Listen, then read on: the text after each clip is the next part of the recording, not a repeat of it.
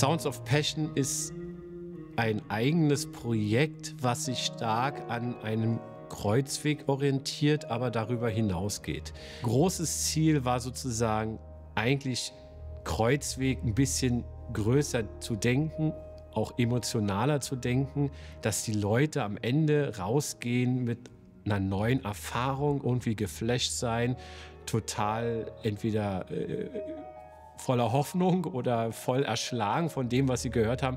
Deswegen ist die Musik und die Texte auch teilweise sehr extrem.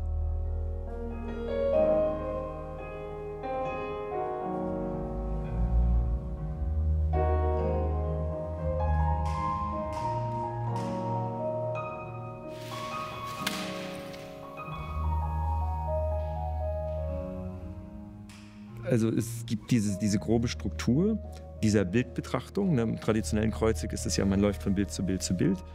Und hier ist es so, dass das Publikum sitzt, aber verschiedene Bilder werden gezeigt und die sind von dem Jugendkreuzweg angelehnt, wobei es auch ein bisschen gekürzt wurde. Aber es sind also sehr moderne Bilder. Ne?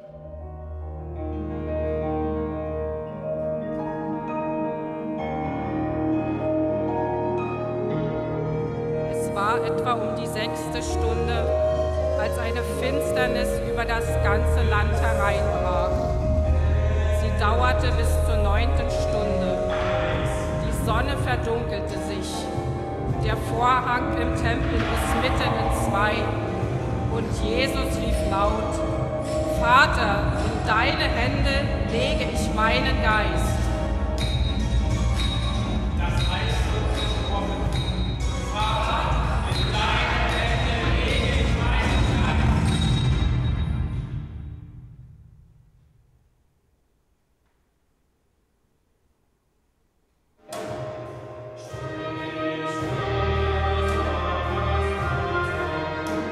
Traumhaft, muss man gesehen haben.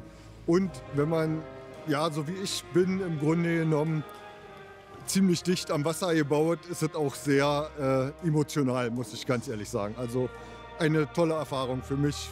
Würde ich immer wieder hingehen, immer wieder toll. Ich habe ihn vor vielen Jahren, vor über 10 Jahren schon mal gesehen und ich finde es immer wieder beeindruckend, den Kreuzweg auf diese Weise zu erleben.